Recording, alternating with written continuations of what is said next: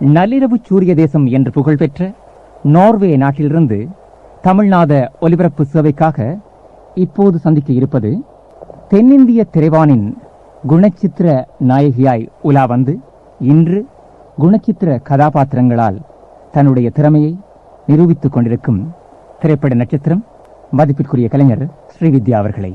வணக்கம் ஸ்ரீவித்யா. வணக்கம் நேயர்களே. உங்களுடைய முதல் திரைப்பட அனுபவத்தை பற்றி இத்தருணத்தில் சொல்லுங்களேன். முதல் திரைப்பட அனுபவம், நான் அப்பொழுது பள்ளிக்கூடத்திலே படித்துக் கொண்டிருந்தேன். திடீரென்று ஒரு நாள் ஏபி நாகராஜன் அவர்கள் எங்கள் வீட்டுக்கு வருகை தந்து, வேறு காரணமாக வந்தவர் நான் பள்ளிக்கு புறப்பட்டு கொண்டிருந்த என்னை பார்த்து சினிமாவில் நடிக்க விருப்பமா என்று கேட்டார். அன்று மாலையே திருமதி பத்மினி அவர்களுடைய சிபார்சின் பேரில் என்னை அழைத்து கொண்டு போய் மேக்கப் டெஸ்ட் எடுக்கப்பட்டு திருவருட்செல்வர் என்ற படத்திற்காக என்னை நடிக்க வேண்டும் என்று கேட்டுக்கொண்டார்கள். பிறகு படத்தின் நீளத்தின் காரணமாக அதை குறைக்க வேண்டும் என்ற எண்ணத்திலே ஒரு நடனத்திற்கு மட்டும் எனக்கு வாய்ப்பு தந்தார்கள். அப்பொழுது எனக்கு 13 வயது. இப்படித்தான் என்னுடைய முதல் திரைப்பட அனுபவம் இருந்தது. திருவருட்செல்வன் தான் உங்களுடைய முதல் திரைப்படம்? ஆமா. இருந்தாலும் நீங்கள் கதாநாயகியாக முழுமையாக பயன்படுத்தப்பட்ட திரைப்படம் எது ஸ்ரீவித்யா அவர்களே? முதல் கதாநாயகியாக நடித்த படம் திரு ஜெய்சங்கர் அவர்களுடன் டெல்லி டு மெட்ராஸ் என்ற படம். அது ஒரு கருப்பு வெள்ளை தமிழ் திரைப்படம். அப்பொழுதும் நான் SSLC தேர்வு முடிவில் தான் இருந்தேன். அதற்கு பிறகு எனக்கு ஒவ்வொரு படமாக, அதாவது அதற்கு பிறகு 3 எடுத்து போன்ற படங்களிலே நடித்தேன். பிறகு திருப்புமுனையாக அமைந்த படம் என்று சொல்ல வேண்டும் என்றால் பெரிய அளவிலே அபூர்வ ராகங்கள். நாங்கள் கூட அதைத்தான் நம்புகிறோம். அதாவது கவர்ச்சியை மூலதனமாக வைத்து நட்சத்திரங்கள் இப்போது மின்னிக் கொண்டிருக்கும் இந்த காலத்தை தவிர்த்து நீங்கள் உங்களுடைய கண்களாலேயே கதை பேசி பல லட்சோப லட்ச தமிழ் ரசிகர்களை வசியப்படுத்திய ஒரு நட்சத்திரம். அதற்கு அந்த பாலச்சந்திர அவர்கள் உருவாக்கிய அபூர்வராகங்கள் திரைப்படங்களைத்தான் நாங்கள் மூலதனமாக கொள்ள வேண்டும், அல்லது முதல் திரைப்படம் என்று உங்களுக்கு மிகுந்த அந்தஸ்தை ஏற்படுத்தி கொடுத்த படம் அதுதான் என்று நம்புகிறோம். இருந்தாலும் நீங்கள் ML வசந்தகுமாரி, மறைந்த இசை மேதை ML வசந்தகுமாரி அவர்களின் புதவியாக இருந்தும் திரைப்படங்களில் பாடுவதை தவிர்த்து நடிப்பதை மட்டும் ஏற்றுக்கொண்டதற்கு என்ன காரணம்? நான் தவிர்க்கவில்லை. எனக்கு என்னுடைய தாயாருடைய தந்தை திரு ஐயாசாமி அவர்களும் ஒரு இசை மேதை தான். அவர்கள் சிறுவயதிலேயே எனக்கு பாடுவதற்கு பயிற்சி கொடுத்து கொண்டிருந்தார்கள் கர்நாடக இசையில். சிறுவயதில் முதல் வேறு ஒரு ஆசிரியரை வைத்து, திரு B கிருஷ்ணமூர்த்தி என்பவரை வைத்து நான் பாடவும் கற்றுக்கொண்டிருந்தேன். கர்நாடக சங்கீதத்தில் பயிற்சியும் பெற்றேன். சினிமாவில் பாட வேண்டும் என்ற ஆவலை எனக்கு மலையாள படத்திரை உலகம், தெலுங்கு படத்திரை உலகம் நிறைவேற்றி கொடுத்தார்கள். தமிழிலே சமீபத்தில் தான் அமரன் படத்தில் பாடுவதற்கு வாய்ப்பு கிடைத்தது. அதற்கு பிறகு இப்பொழுது மை இந்தியா என்ற படத்தில் மறுபடியும் ஆதித்தனுடைய இசையமைப்பில் ஒரு பாட்டு பாடியிருக்கிறேன்.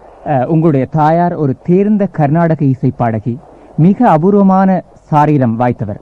ஆனாலும் உங்களை தமிழ் திரையுலகத்திலே இப்போது பயன்படுத்தி கொண்டவர்கள் பாம்பே வாலா பஜாரு போன்ற மிக வித்தியாசமான ரசனை கொண்ட பாடல்களைத்தான் பாடத் தந்திருக்கின்றார்கள். இந்த நிலை, உங்களுடைய மனோநிலை எப்படி இருக்கிறது இப்படியான பாடல்களை பாடும் போது அல்லது கலையகத்திலே நிற்கும் போது? என்னை பொறுத்தவரை பொது வாழ்க்கையில் ஈடுபட்டிருக்கும் எங்களை போன்ற கலைஞர்களுக்கு எல்லா விதமான பாடலானாலும் சரி, ஒரு கதாபாத்திரமானாலும் சரி, எதையுமே ஒரே நோக்கத்தோடு பார்க்கும் ஒரு மனப்பக்குவமும் ஒரு மன முதிர்ச்சியும் வேண்டும். அந்த அளவிலே வைத்து பார்க்கும் பொழுது எனக்கு இந்த திரைப்பட பாடல் சற்று கஷ்டமாக இருந்ததா? இல்ல, கஷ்டமாகவே இல்லை, அதைத்தான் சொல்ல வருகிறேன். சற்று புதுமையாக இருந்ததை தவிர ஒரு சிறிய ஒரு என்ன சொல்வது, சவால் என்று கூட சொல்லலாம். இந்த மாதிரி பாடலையும் என்னால் பாட முடியும் என்பதற்கு ரிஹர்சலுக்காக போன இடத்தில் மட்டுமே தான் எனக்கு தெரிந்தது இப்படிப்பட்ட ஒரு பாடலை நான் பாட வேண்டி இருக்கிறது என்று. அப்பொழுதுதான் தெரிய வந்தது. அதனால் நான் அதை மறுக்காமல் அதை ஒரு சவாலாக ஏற்றுக்கொண்டு உடனே அதை பாடி காட்டினேன். நாங்கள் கூட நம்புகிறோம், நீங்கள் கர்நாடக இசையிலே முறையாக தேர்ச்சி பெற்றிருந்தாலும் கூட இப்படி ஒரு பாடலை பாடி இன்று அந்த பாடல் மிக பிரபலியம் பெற்றிருக்கிறது தான்.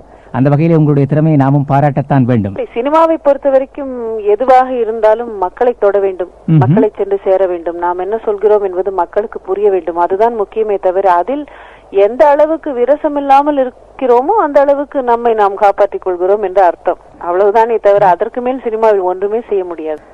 நீங்கள் தென்னிந்திய திரையுலகத்திலே பல மொழி படங்களிலே நடித்திருக்கின்றீர்கள். குறிப்பாக உங்களுடைய திறமையை முழுமையாக பயன்படுத்திக் கொண்ட மொழி கலைஞர்கள் யார் என்று சொல்வீர்களா? என்னுடைய திறமையை ஓரளவுக்கு முழுமையாக பயன்படுத்தி கொண்டவர்கள் மலையாள பட உலகம் என்றுதான் சொல்ல வேண்டும். தமிழிலே இன்னும் அந்த அளவுக்கு பெரிய கேரக்டர்கள், கதாபாத்திரங்கள் எனக்கு அமையவில்லை என்று சொல்லுவதா, இல்லை இவர்களுக்கு புரியவில்லை என்று சொல்வதா என்று எனக்கு தெரியவில்லை. அதாவது உங்களுடைய நடிப்பு திறமையை அவர்கள் இன்னும் எப்படி, ஏனென்றால் அதற்கு நான் மட்டும் காரணமல்ல, அவர்கள் மட்டும் காரணமல்ல, திரையுலகின் போக்கும் ஒரு காரணம் என்று சொல்ல வேண்டும். திரை அரங்கு அமைப்பாளர்களும் சரி, விநியோகஸ்தர்களும் சரி, பட தயாரிப்பாளர்களும் சரி, ஒரு படத்தை வெற்றிகரமாக ஆக்குவதற்கு என்னவெல்லாம் வியாபார ரீதியாக முயற்சிகளை எடுத்துக்கொள்ள வேண்டுமோ அப்படித்தான் செயல்பட்டு வர வேண்டுமே தவிர இதிலே யாருடைய தனிப்பட்ட திறமையை விளக்கமாக பிரகாசிக்கப்பட வைக்க வேண்டும் என்ற எண்ணம் எல்லாம், அந்த தனிப்பட்ட எண்ணம் எல்லாம் இப்பொழுது இல்லை. எல்லாவற்றிலுமே ஒரு பொதுவான ஒரு வியாபார ரீதியான ஒரு நோக்கு தான் இருக்கிறது. அதை வைத்து பார்க்கும் பொழுது நான் மட்டும் என்னுடைய திறமை யாரும் பயன்படுத்திக் கொள்ளவில்லையே என்று சொல்லிக் கொள்வதில் அர்த்தமே இல்லை. பொதுவாக இது ஒரு தொன்று தொட்டு பார்ப்போமானால் சினிமா துறையை பொறுத்தவரை கதாநாயகர்களை ஒட்டியே சினிமா துறை அவர்களை நம்பியே இருந்து வந்திருக்கிறது.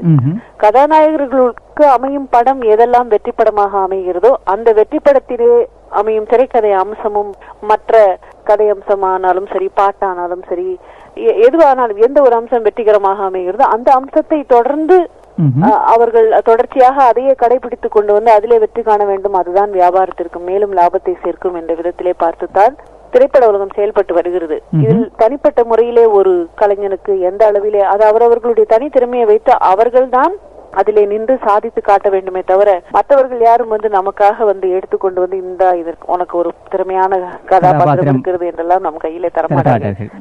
ஒரு ஆறு என்று ஓடிக்கொண்டிருக்கும் பொழுது அதனுடைய அந்த ஓட்டத்தின் கூட போய்கொண்டிருப்பவர்கள் நாங்கள் எல்லாம். அதிலே ஒரு நல்ல தோணி கிடைத்தால் சில சமயத்திலே பிடித்துக் கொள்வோம். அதாவது 10 படங்கள் ஒரு மாதிரியாக நடித்துக் கொண்டிருக்கும் பொழுது நமக்கு ஏதாவது ஒரு 2 நல்ல படங்கள் அமையும். அதற்காக இந்த 10 படத்தை நாம் கண்டும் காணாத மாதிரி ஒத்துக்கொள்ளத்தான் வேண்டி இருக்கிறது. அதான் உண்மை. மிக அழுத்தமான பதில்களைத்தான் தொடர்ந்து தந்து கொண்டிருக்கிறீர்கள் ஸ்ரீவித்யா அவர்களே. அடுத்த கேள்வி, இப்போதெல்லாம் தமிழ் திரையுலகத்தை பொறுத்த மட்டிலே ஒரு கதாநாயகியின் காலம் மிக குறுகியதாகத்தான் இருக்கிறது. ஆனால் கதாநாயகர்கள் உங்களுக்கு சோடியாக நடித்தவர்கள் இன்று உங்களுக்கு மகனாக கூட நடித்துக் கொண்டிருக்கிறார்கள். இந்த நிலையை பற்றி உங்களுடைய கருத்து என்ன? இது எப்பொழுதுமே இருந்து வருகிற ஒரு, எல்லா காலகட்டத்திலும் இருந்து வருகின்ற ஒரு உண்மையான ஒரு என்ன சொல்வது, நிலைதான் நிலைமை என்றுதான் சொல்ல வேண்டும். இல்ல ஐரோப்பிய நாடுகளே விதிவிலக்கு அல்லவே. அல்ல, அதாவது நாங்கள் குறிப்பிடுவது எம்ஜிஆர் அவர்களுடனும் சிவாஜி கணேசன் அவர்களுடனும் ஜோடியாக நடித்த பண்டரிபாய் அவர்களுக்கு தாயாராக நடிக்கவில்லையா? அதுதான், அதைத்தான் கேட்கிறோம். என்றால் இன்று அதே மாதிரிதான் நடந்து கொண்டு வந்திருக்கிறது. அப்படித்தான் இருந்திருக்கிறார்கள், இப்படித்தான் இருக்க போகிறார்கள். இதற்கு விதிவிலக்கே இல்லை என்று சொல்கிறீர்கள். அதாவது பெண்கள் குறிப்பிட்ட காலத்துக்கு குறிப்பிட்ட காலம் வரை அவர்கள் இதையெல்லாம் மீறி கதாநாயகியாக நடித்துக் கொண்டு இருக்கும் பொழுதே நாம் திரையுலகில் இருந்து விலகிவிட்டோம் என்றால் இதற்கு விதிவிலக்காகிறோமே தவிர மற்றபடி இந்த துறையிலேயே இருந்து கொண்டிருந்தால் இந்த ஒரு ஆங்கிலத்தில் அப்கிரேடிங் என்று சொல்வார்கள், அதே போல எங்களை தயாராக்குகிறார்கள், மாமியாராக்குகிறார்கள், பாட்டியாக்குகிறார்கள், ஆக்கிக் கொண்டே இருக்கிறார்கள். அதாவது உயர்ந்த கதாபாத்திரங்களை தந்து கொண்டே போகிறார்கள் என்றுதான் நாங்கள் நினைத்துக் கொள்ள வேண்டும். மன திருப்தி அடைகிறீர்கள்.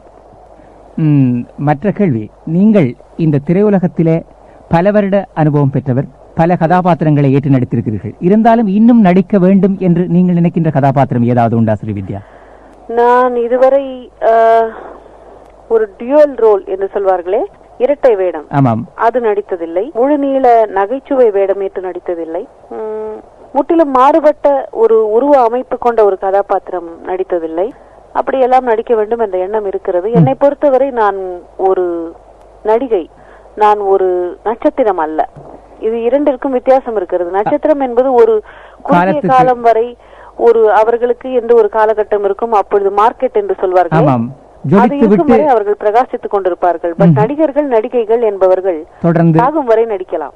அப்படி என்றால் உங்களுடைய இறுதி மூச்சு இருக்கும் வரை நடிப்புக்காகத்தான் என்று எனக்காக எப்பொழுது வேண்டுமானாலும் ஒரு சவாலாக இருக்கக்கூடிய ஒரு கதாபாத்திரம் கிடைக்குமானால் அதற்காக எந்த தியாகமும் செய்து நான் நடிப்பேன். இப்போது அதாவது நாங்கள் கணனி யுகத்திலே இருக்கிறோம். திரைப்படங்களை விட தொலைக்காட்சிக்கு மவுசு அதிகம். நீங்கள் திரைப்படங்கள், தொலைக்காட்சி என்ற இரு வடிவங்களிலும் உங்களுடைய திறமையை நிரூபித்து வருபவர். இருந்தாலும் திரைப்பட ரசிகர்களுக்கும் தொலைக்காட்சி ரசிகர்களுக்கும் இடையிலே நீங்கள் காணுகின்ற ஒற்றுமை அல்லது வேற்றுமைகள் என்ன ஸ்ரீவித்யா? இப்பொழுது எத்தனை தொலைக்காட்சிகள் என்னவெல்லாம் வடிவத்தில் வந்தாலும் அவை எல்லாமே சினிமாவை ஒன்றித்தான் இருந்து வருகிறது என்பதை யாருமே மறுக்க முடியாது. சினிமாவிலிருந்து வருகின்ற பாடல்கள், சினிமா நடிகர் நடிகைகள், தொழில்நுட்ப கலைஞர்கள், கவிஞர்கள், இசையமைப்பாளர்கள், இவர்களை பற்றிய பேட்டிகள், சினிமாவை பற்றிய செய்திகள், தொன்று தொட்டு சினிமா எப்படி இருந்து வந்திருக்கிறது, சினிமாவை சார்ந்த எத்தனையோ ஒரு 75% இந்த சேனல்கள் எல்லாவற்றையுமே இப்படிப்பட்ட செய்திகள் தான் ஆக்கிரமித்துக் கொண்டிருக்கின்றன என்றால் அதற்கு யாருமே மறுப்பு சொல்ல முடியாது என்று நினைக்கிறேன். இதுல இருந்து என்ன தெரிகிறது, சினிமா தான் 1, டிவி என்பது நம்பர் 2 என்றுதான் வைத்துக் கொள்ள வேண்டும். ஆனால் ரசிகர்களுக்குள் வித்தியாசம் இருக்கவில்லையா? ரசிகர்களுக்குள் வித்தியாசம் என்றால் சினிமாவை இந்த படம் இன்று பார்க்கலாம், பத்திரிகையில் நன்றாக விமர்சனம் வந்திருக்கிறது, அதனால் இந்த படத்தை வீட்டிலேயும் கூட்டிக் கொண்டு போகலாம் என நினைக்கும் ரசிகர்கள் கூட்டம் ஒன்று. அவரவர்களுடைய ரசனைக்குரிய, அவரவர்களுடைய பாராட்டுக்குரிய, புகழுக்குரிய கதாநாயகனோ கதாநாயகியோ நடித்திருக்கின்ற படங்கள் என்றால் அதை காண வேண்டும் என்று விழுந்து போகிற ரசிகர்கள் மன்றத்தை சேர்ந்தவர்கள் ஒன்று. அப்படியும் பிரித்துக் கொள்ளலாம். இது எதுவுமே இல்லாமல் நல்ல சினிமா இதை பார்க்க வேண்டும், இது நல்லது அல்லாத சினிமா அதை பார்க்க வேண்டாம் என்று நினைப்பவர்களும் உண்டு. ஆக மொத்தம் சினிமாவுக்கு என்று இதை பொழுதுபோக்காக நினைத்து அன்றாடம் கூலி வேலை செய்பவர்கள் கூட 10 ரூபாய் கிடைத்தால் 2 ரூபாய் சினிமாவுக்காக ஒதுக்குவோமே, என்ன தவறு இருக்கிறது என்று நினைத்து கொஞ்ச நேரம் அப்பாடா என்று கொஞ்சம் மூச்சு விட்டு நிம்மதியாக இருப்போமே என்று ஒரு பொழுதுபோக்கு அம்சத்துக்காக சினிமாவை காண வருகும் ரசிகர்களும் உண்டு. ஆக மொத்தம் சினிமா என்பது ஒரு பொழுதுபோக்கு வியாபாரம். அப்படி இருக்கும் பொழுது இந்த சினிமாவை எந்த விதத்திலே குறைத்து சொல்ல முடியும்? சினிமா எல்லா விதத்திலும் எல்லோருக்கும் ஒவ்வொரு விதத்திலே தனிப்பட்ட முறையில ஒரு வடிகாலாக இருந்திருக்கிறது. ஒரு வர்த்தக ரீதியாகவும் சரி, பொழுதுபோக்கு அம்சத்திலும் சரி, எல்லோருக்கும் ஒரு அட்ராக்ஷன் என்று சொல்வார்களே, அப்படி எல்லோரும் ஈர்க்கத்தான் செய்திருக்கிறது. இனியும் அப்படித்தான் இருக்க போகிறது. டிவி அப்படி அல்ல. நாம் இஷ்டப்பட்ட ஒரு பியானோவை வாசிப்பது போல விரல் அசைவிலே நமக்கு எத்தனை சேனல்கள் வேண்டுமானாலும் நாம் செலக்ட் செய்து நாமே அதை தேர்ந்தெடுத்து பார்க்கலாம். அப்படிப்பட்ட ஒரு வசதி இருக்கிறது. ஒரு 5 தலைமுறையை சேர்ந்தவர்கள் ஒரு வீட்டில் இருக்கிறார்கள் என்றால் 5 தலைமுறையை சேர்ந்தவர்களும் ஒரே இடத்தில் அமர்ந்து பார்க்கக்கூடிய ஒரு வாய்ப்பு அந்த டிவிக்கு. இன்னும் ரசிகர்கள் அதிகம் என்று சொல்லலாமே தவிர சினிமாவை ஒன்றித்தான் இந்த டிவி என்பது இயங்க முடியும் என்பது என்னுடைய கருத்து. நீங்கள் திரையுலகத்தில் அறிமுகமான காலத்திற்கும் இப்போதைய நிலைக்கும் மிகுந்த வேறுபாடுகள் உண்டு. அந்த காலகட்டத்தை பற்றி கொஞ்சம் சொல்லுங்களேன். நாங்கள் சினிமாவில் அறிமுகமான காலத்திலே ஒரு கதாநாயகியாக தேர்ந்தெடுக்கப்பட வேண்டும் என்றாலே அதற்கு ஏகப்பட்ட கெடுபிடிகள் உண்டு. முதலிலே ஒரு குழுவாக அமர்ந்து எங்களை பார்ப்பார்கள். பிறகு எங்களுக்கு மேக்கப் டெஸ்ட் நடக்கும். அந்த ஒப்பனை பரீட்சையிலே நாங்கள் தேர வேண்டும். பிறகு வசனத்தை சொல்லி பேச சொல்லி பார்ப்பார்கள். இப்பொழுது பாஷை தெரிய வேண்டும் என்ற அவசியம் கிடையாது, தமிழ் பேச வேண்டும் என்ற அவசியம் கிடையாது. மொழி ஒரு பிரச்சனையே அல்ல. எதற்குமே எல்லாவற்றிற்கும் மேலாக சினிமாவுக்கு என்று இப்படிப்பட்ட ஒரு முகவெட்டு வேண்டும், உடலமைப்பு வேண்டும், இப்படி இருக்க வேண்டும், இப்படி நடக்க வேண்டும், நடனம் தெரிந்திருக்க வேண்டும், பாட தெரிந்திருக்க வேண்டும், இப்படி எல்லாம் ஒரு அவசியம் இருந்தது அந்த காலத்தில். இப்பொழுது அது இல்லை. எப்படி வேண்டுமானாலும் எடுத்துக்கொண்டு அதற்கு தகுந்தால் போல் வாயசைக்கவும் வேறு குரல் கொடுக்கவும் ஆட்கள் இருக்கிறார்கள். அதனால் இப்பொழுது கொஞ்சம் எல்லாமே சுலபமாகிவிட்டது, இன்னும் கொஞ்சம் மென்மையாகிவிட்டது. மெலோ டிராமா கொஞ்சம் குறைந்திருக்கிறது. அதனால் இப்பொழுது அதிக வசனங்கள் பேச வேண்டிய அவசியம் கிடையாது. கொஞ்சமாக பேசினால் போதும், 2-3 பாடல்களுக்கு நடனம் ஆடினால் போதும், பின்னால் வில்லனால் துரத்தப்பட்டு ஐயோ காப்பாற்றுங்கள் என்று அலறினால் போதும். இவ்வளவுதான் இப்பொழுது சினிமா கதாநாயகிகளுடைய வேலை என்று நினைக்கிறேன். அப்படி என்றால் நீங்கள் முன்பு அப்படி அல்ல. எப்படிப்பட்ட ஒரு பெரிய கதாநாயகர்கள் நடித்த படமானாலும் கதாநாயகிக்கு என்று ஒரு குணாதிசயம் அமைக்கப்பட்ட ஒரு கேரக்டர் இருக்கும். கதாநாயகிக்கு என்று ஒன்று அவள் துடுக்காக பேசுபவளாக இருப்பாள், இல்லை என்றால் பயந்த சுபாவம் உள்ளவர்களாக இருப்பார்களே, அமைதியாக நடிப்பார். அப்பொழுதும் கிளாமர் இருந்தது, இப்பொழுதும் கிளாமர் இருந்தது. அதை பயன்படுத்திக் கொள்ளும் முறைதான் இப்பொழுது வித்தியாசப்பட்டிருக்கிறது. இந்த பதிலை நீங்கள் சொல்லிக் கொண்டிருக்கும் போதுதான் ஒன்று நினைவுக்கு வந்தது. அதாவது உங்களுடைய தாயார் ML வசந்தகுமாரி அவர்கள் இசைத்துறையிலே பல சாதனைகள் புரிந்தவர். அவருடைய சாதனைகளை தொடர்ந்து காப்பாற்றுவதிலே, அவருடைய இசை முயற்சிகளிலே பேணி பலர் மத்தியிலே கொண்டு வருவதிலே உங்களுடைய பணிகள் ஏதாவது உண்டா எதிர்வரும் காலங்களிலே? இதுவரை எனக்கு அப்படி செய்வதற்கு ஆண்டவன் எனக்கு ஒரு வாய்ப்பை தரவில்லை. செய்ய வேண்டும் என்ற எண்ணம் எனக்கு இருந்தாலும் என்னுடைய வாழ்க்கையில ஏற்பட்டிருக்கும் கொடுமையான சில மாற்றங்களினால் எனக்கு அப்படிப்பட்ட சந்தர்ப்பங்கள் வர வேண்டும் என்று ஆண்டவனை பிரார்த்திக்கிறேன். மற்றபடி அந்த சந்தர்ப்பம் வரும்போது நிச்சயமாக அந்த பணியிலே நான் ஈடுபடுவேன். தொடர்ந்து அதை செய்து அவர்களுடைய ஞாபகார்த்தமாக என்னுடைய இசைப்பணியையும் எனக்கு முதலிலே ஆரம்பித்து வைக்கப்பட்ட நடன பணியும் நான் தொடர்ந்து செய்வேன். எல்லோருக்கும் சொல்லிக் கொடுப்பதிலும் அதை பரப்புவதிலும் எல்லா விதத்திலும் என்னால் முயன்ற முயற்சிகளை செய்து அதில் வெற்றி பெற நினைப்பேன், சாதிக்க வேண்டும் என்று நினைப்பேன் என்பதில் சந்தேகமே கிடையாது. நாங்களும் அதற்காக இப்போதைய முன்கூட்டியே தமிழ்நாட்டின் சார்பிலே வாழ்த்துக்களை சொல்லி வைக்கிறோம் ஸ்ரீவித்யா. அடுத்ததாக நேர்கள் சார்பிலே ஒரு சின்ன வேண்டுகோள். சொல்லுங்கள். உங்களுடைய குரல் இனிமையை நீங்கள் இசையிலே தேர்ந்தவர், எங்கள் ரசிகர்களுக்காக அல்லது உங்கள் ரசிகர்களுக்காக ஒரு பாடல், உங்களுக்கு பிடித்த ஒரு பாடலின் சில வரிகளையாவது பாடி காட்டுவீர்களா? பாடுகிறேன். பாடுங்கள், முயற்சி செய்யுங்கள். ஒரு 4 வரி பாடினால் போதுமா? முயற்சி செய்யுங்கள். சில வேளை வார்த்தைகள் தடுமாறலாம், மன்னித்துக் கொள்ள வேண்டும். இல்லை, அந்த இடத்துல லலலா என்று சொல்லிவிடுவேன். நீங்கள் தான் கேட்க வேண்டும். நாங்களே ரசிக்க தயாராக இருக்கிறோம். சரி. நிலா காய்கிறது, நிறம் தேய்கிறது, யாரும் ரசிக்கவில்லையே, எந்தன் கண்கள் மட்டும் உன்னை காணும், தென்றல் போகின்றது, சோலை சிரிக்கின்றது, யாரும் ருசிக்கவில்லையே, எந்தன் கைகள் மட்டும் உன்னை தீண்டும்,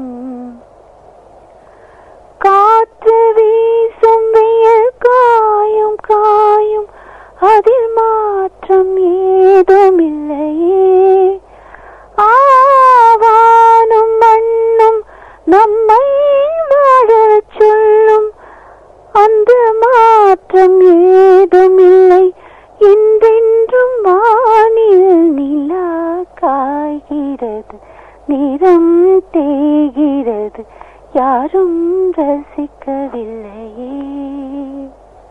போதுமா? நிலவை மட்டுமல்ல, உங்களுடைய குரலை கூட முறையாக இதுவரை தமிழ் திரையுலகத்தில் யாரும் பயன்படுத்திக் கொள்ளவில்லை என்றுதான் எங்களுக்கு தோன்றுகிறது. மிக அருமையான சாரீரம். தொடர்ந்து வரும் தோன்றியதை பாடிவிட்டேன். அதில் ஏதாவது தவறு இருந்தால் கவிஞர் வைரமுத்து அவர்கள் தான் மன்னிக்க வேண்டும். இருந்தாலும் மிக அருமையாக நான் நினைக்கிறேன். மெட்டமைத்த ரகுமான் அவர்கள் நிச்சயமாக இந்த மெட்டை எந்த பாதிப்பும் ஏற்பட்டதாக கருத்து சொல்லுவார் என்று நான் நம்பவில்லை. மிக இனிமையாக பாடினீர்கள். நிலைய கலையகத்தின் சார்பிலே நன்றிகள். இருந்தாலும் பேட்டியின் நிறைவுக்கு வந்துவிட்டோம். நிறைவாக ஒரு கேள்வி.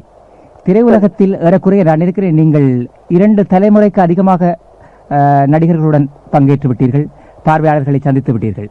இருந்தாலும் இந்த துறையில் அடியெடுத்து வைக்கும் புதியவர்களுக்கு நீங்கள் சொல்லும் அறிவுரை அல்லது ஆலோசனை என்ன ஸ்ரீவித்யா? இப்பொழுது வரும் புதியவர்கள் என்று எடுத்துக்கொண்டால் எல்லோரும் ஒரு நல்ல குடும்ப சூழ்நிலையில் இருந்து வருகிறார்கள். சினிமாவில் இருந்துதான் சம்பாதித்துத்தான் ஆக வேண்டும் என்ற ஒரு நிலைமையில் அவர்கள் இல்லை. படித்தவர்களாக இருக்கிறார்கள், பகுத்தறிவு உள்ளவர்களாக இருக்கிறார்கள். அதனால் இந்த துறையை முறையாக பயன்படுத்தினால் இதை போல மக்களுக்கு எல்லா விதத்திலும் எல்லா நன்மைகளையும் எடுத்து செல்லக்கூடிய மீடியம் என்பார்களே, அது வேறு எதுவுமே இல்லை என்பதை அவர்கள் புரிந்து கொண்டு ஒரு தடவை அவர்களுக்கு புகழும் பணமும் கிடைத்ததற்கு அப்புறம் அதற்கு பிறகு அந்த ஒரு காலகட்டத்துக்கு பிறகு நம்பர் 1 என்று ஆகிவிடுகிறார்கள் இல்லையா? அது சுலபமாக யாருக்கு வேண்டுமானாலும் வந்து விடலாம். 2 படம் வெற்றி அடைந்து விட்டால் நம்பர் 1 என்று எல்லோரும் தூக்கி கொண்டு கொண்டாட ஆரம்பித்து விடுவார்கள். அந்த நிலையிலே தன்னைத்தான் புரிந்து கொண்டு நாம் எங்கே நிற்கிறோம், என்ன செய்ய போகிறோம், எப்படிப்பட்ட படங்களை செய்ய வேண்டும் என்று செல்ஃப் அனலைசேஷன் என்று சொல்வார்களே, அப்படிப்பட்ட சுயமாக சிந்திக்கக்கூடிய ஒரு நிலையை அது அவர்களை தனிமைப்படுத்திக் கொண்டால் தான் அவர்களுக்கு கிடைக்கும். நாம் எங்கே நிற்கிறோம் என்பதை நாம் மட்டும் நின்று பார்த்தால் தான் புரியும். மற்றவர்கள் சொன்னால் அது வேறு வேறு இடமாக இருக்கக்கூடும் இல்லையா? அப்படிப்பட்ட ஒரு நிலையை தானே உண்டுபடுத்திக் கொண்டு இனி 10 படங்கள் நடிக்கும் பொழுது ஒரு படமாவது அதில் சமூக சிந்தனையை தூண்டக்கூடிய, ஏதாவது ஒரு விதத்தில் யாருக்காவது உதவக்கூடிய ஒரு சிந்தனையை தூண்டக்கூடிய படமாக அமைய வேண்டும் என்ற வரைமுறையை வகுத்துக் கொண்டு அவர்கள் அதற்காக பாடுபட வேண்டும் என்று நினைக்கிறேன். எங்களுக்கெல்லாம் அந்த சந்தர்ப்பம் கொடுக்கப்படவில்லை. இப்பொழுது ஒரு வெற்றிகரமான ஒரு கதாநாயகனோ கதாநாயகியாகவோ ஆகிவிட்டால் அவர்கள் சொல்வதை மற்றவர்கள் கேட்கிறார்கள். அப்பொழுது நல்லதை எது நல்லது என்பதை தெரிந்து கொண்டு அதை சொல்லி அப்படிப்பட்ட படங்களை எடுக்க வைக்க வேண்டும். அப்படி செய்யும் பொழுது எல்லா விதத்திலும் உள்ள மக்கள் இனத்தையும் போய் சேரக்கூடிய ஒரு வாய்ப்பு கிடைக்கிறது. அவர்கள் பொது அறிவை வளர்த்துக் கொள்ள வேண்டும், உலக அறிவை வளர்த்துக் கொள்ள வேண்டும், நம்மை சுற்றி என்ன நடக்கிறது என்பதை எல்லாம் அவர்கள் தெரிந்து வைத்துக் கொள்ள வேண்டும். ஸ்டுடியோ வீடு ஸ்டுடியோ என்று இருந்து விட்டோம் என்றால் நம்மை நாமே பார்த்து திருப்தி கொண்டிருக்கும் நேரம் தான் அதிகமாக இருக்குமே தவிர நம்மை விட அதிகமாக துன்பப்படுபவர்களை எப்பொழுது பார்க்க போகிறோம் என்ற எண்ணமே இருக்காது. தனக்குத்தானே கொஞ்சம் நேரத்தை ஒதுக்கி கொண்டு இத்தனை மணி வரை தான் நான் வேலை செய்வேன், அதற்கப்புறம் எனக்கு என்று ஒரு சமூகம் இருக்கிறது, அந்த சமூகத்தை சேர்ந்தவர்களை சராசரி மக்களை நான் சந்திப்பேன் என்று அவர்களுக்குள் ஒரு தரையில் நடக்க தொடங்கி விட்டாலே அந்த எண்ணம் அதிகமாகிவிடும். நாம் நட்சத்திரம் என்ற எண்ணம் மக்களுக்கும் இல்லாமல் நம்மை போல் அவர்களும் மனிதர்கள் தான் என்று மக்கள் நினைக்கக்கூடிய ஒரு காலகட்டத்தை அவர்கள் கொண்டு வர வேண்டும் என்பதுதான் என் வேண்டுகோள்.